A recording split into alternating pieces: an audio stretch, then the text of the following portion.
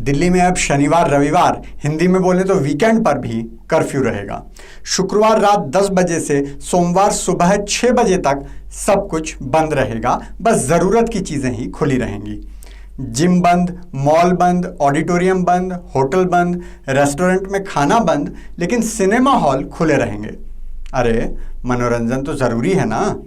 और जो लोग परेशान हो रहे हैं कि कर्फ्यू लग जाएगा तो हम क्या करेंगे, उन्हें चिंता करने की ज़रूरत नहीं है। दिल्ली में शराब के ठेके खुले रहेंगे। आईआईटी वाला मुख्यमंत्री मिला है, इतना ध्यान तो आपका रखेगा ना। तेल लगा के डाबर का, पहन की टोपी नाइक की, झड़ी लगा दो लाइक की। हेलो एंड नमस्कार मित्रों। दिल्ली में रात का कर्फ्यू लगाकर कोरोना को भगाने के बाद अब वीकेंड का कर्फ्यू भी लगा दिया गया है। अब शनिवार रविवार आप छुट्टी पर रहें और बाकी दिन कोरोना छुट्टी पर रहेगा, और इस तरह आप कोरोना से जीत जाएंगे। और अगर नहीं भी जीत पाए तो दिल्ली में आपको चिंता करने की कोई ज़रूरत नहीं है।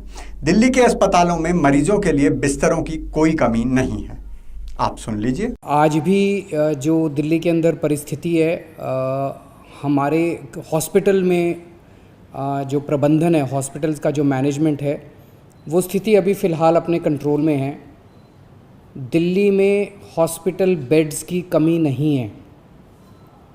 अभी लेटेस्ट डेटा के हिसाब से 5000 से ज़्यादा बेड अभी खाली हैं दिल्ली के अंदर। 5000 से ज़्यादा बेड्स खाली हैं। वो अलग बात है कि उनकी पार्टी के ही भूतपूर्व बड़े नेता जो अभी तक उनकी पार्टी से निकाले नहीं गए हैं, कुमार विश्वास बता रहे हैं कि राष्ट्रीय स्तर के कवि और गीतकार कुंवर बेचैन 80 साल की उम्र में कोरोना संक्रमित हुए। वो दिल्ली के आनंद विहार के कॉस्मोस हॉस्पिटल में कोविड उपचार के लिए गए। कल सुबह से रात 12 बजे तक कुमार विश्वास जैसा प्रसिद्ध और शक्तिशाली व्यक्ति प्रयास करता रहा, लेकिन उन्हें वेंटिलेटर बेड तक नहीं मिला। ट्विटर पर लोगों से गुहार लगाई, तब भी नहीं। फिर पूर्व केंद्रीय मंत्री महेश शर्मा, जिनका खुद का एक हॉस्पिटल है, उन्होंने अपने हॉस्पिटल में कुंवर बेचैन को उत्तर प्रदेश शिफ्ट किया। पता नहीं सर जी, जो 5000 बेड खाली बता रहे हैं, वो एक बड़े कवि और एक विश्वविख्यात नेता को क्यों नहीं मिल सके? कोई डॉक्टर क्यों नहीं बता पाया कि वो 5000 खाली बेड कहाँ हैं? सोचो, जब इतने बड़े लोगों का ये हाल है तो आम जनता का क्या होगा? अगर झूठ पकड़ने के लिए ये सच काफ़ी नहीं था तो दिल्ली के स्वास्थ्य मंत्री सत्येंद्र जैन ने एक सूचना देकर अपने ही मुख्यमंत्री की पोल खोल दी। उन्होंने दिल्ली के होटल्स को निर्देश दिया है कि उन होटल्स को प्राइवेट अस्पतालों को अपने बेड देने होंगे। उन्होंने लिस्ट भी जारी की है कि कौन से अस्पताल को कौन सा होटल मिलेगा। और मज़े की बात देखिए, किसी भी सरकारी अस्पताल को ये सुविधा नहीं दी गई है, प्राइवेट अस्पतालों को दी गई है ताकि वो मरीजों से ज़्यादा उगाही कर सकें। लेकिन अगर आपके पास खाली बेड हैं, वेंटिलेटर हैं, ऑक्सीजन है, तो फिर होटल की ही क्या ज़रूरत है? और ज़रूरत है तो आपने पिछले 6 साल दिल्ली में क्या किया? हमने तो सुना था दिल्ली को पहले ही लंदन बना चुके मुख्यमंत्री ने दिल्ली में विदेशों से भी बेहतर हॉस्पिटल बनवा दिए हैं। हर मोहल्ले में नया हॉस्पिटल खुलवा दिया है, और जहां कहीं नहीं खुल पाया वहां मोहल्ला क्लिनिक खुलवा दिए हैं। कहां हैं वो मोहल्ला क्लिनिक? क्या कर रहे हैं वो इस कोरोना काल में? वहां बिस्तर क्यों नहीं लगाए जा सकते? सर जी ने दिल्ली में सब तो बंद करवा दिया है, लेकिन सिनेमा हॉल और शराब के ठेके बंद नहीं करवाए। मैं बताता हूं क्यों।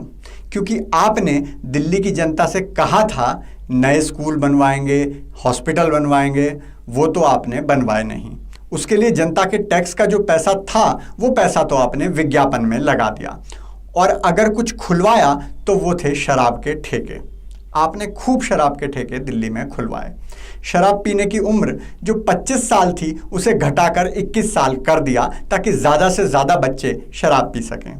शराब की दुकानें जो पहले रात 9 बजे तक खुली रहती थी, उसका टाइम बढ़ाकर रात 10 बजे का कर दिया। लेकिन आम जनता अगर नौकरी करती है, व्यापार करती है, दुकान चलाती है, तो आपको कर्फ्यू लगाना है, आपको उन पर जुर्माना लगाना है। शराब की दुकान पर और वहाँ बिना मास्क और सोशल डिस्टेंसिंग के शराब खरीदते लोगों पर चालान करो। और नए हॉस्पिटल तो छोड़ो, पुराने हॉस्पिटल ही ठीक से चला लो। बाला हिंदूराव और एनडीएमसी मेडिकल कॉलेज के डॉक्टर्स हड़ताल पर जाने को मजबूर हैं क्योंकि आप उनकी सैलरी नहीं दे रहे। पिछले साल अक्टूबर में दिल्ली के बहुत से हॉस्पिटल के डॉक्टर भूख हड़ताल पर चले गए थे क्योंकि आपने उनको सैलरी नहीं दी थी, महीनों महीनों नहीं दी थी। अरे उनका भी तो परिवार है, वो जान का जोखिम भी लें और भूखे भी मरें। और आप टैक्स के पैसे से मीडिया में विज्ञापन करते घूमो। और बेशर्मी देखो, कह रहे हैं कि मीडिया को भी डॉक्टर जैसे फ्रंटलाइन वर्कर्स की तरह सुविधाएं देनी चाहिए। डॉक्टर को तो सैलरी भी नहीं और मीडिया को सुविधाएं, ताकि वो आपका काला सच जनता को ना बताएं। और देख लो, किसी भी क्रांतिकारी पत्तलकार ने दिल्ली के अस्पतालों का बुरा हाल नहीं दिखाया, उस पर बात तक भी नहीं की, क्योंकि नमक की वफादारी तो निभानी है। लेकिन ऐसा नहीं है कि हमारे सर जी कुछ नहीं कर रहे, वो आपदा को अवसर में बदलने में लगे हैं। सिविल डिफेंस के उनके गुंडे, जिन्हें उन्होंने लोगों को डराने के लिए दिल्ली पुलिस जैसी ही खाकी वर्दी दे रखी है, दिल्ली में जगह जगह लोगों को रोककर, पार्क में जाकर, गाड़ियों को पकड़कर उनके मास्क ना पहनने पर चालान काट रहे हैं। जबकि दिल्ली पुलिस ने खुद कहा है कि उनके पास चालान काटने का अधिकार है ही नहीं। लेकिन क्योंकि उनकी वर्दी पुलिस से मिलती है और सर जी ने कहा है कि जनता को जितना लूटना है लूटो, वो जनता से लड़ लड़ कर चालान काट रहे हैं। कुछ तो चालान की नकली रसीद बनाकर भी दे रहे हैं। दिल्ली पुलिस ने FIR करके ऐसे लोगों को गिरफ्तार भी किया है, लेकिन सर जी इस मामले में चुप हैं। हाँ, क्योंकि उनको भी वसूली में से हिस्सा तो चाहिए, टीवी पर विज्ञापन भी तो देने हैं। बाबा का आज का भ्रम ज्ञान है केजरीवाल के मंत्री अमानतुल्लाह खान के नाम। खान साहब, आप स्वामी यति नरसिंहानंद जी के नाम फतवे निकाल रहे थे, लेकिन दिल्ली में तो किसी ने आपके नाम के ही पर्चे छपवा दिए। लेकिन मैं इस घटना की कड़ी निंदा करता हूं।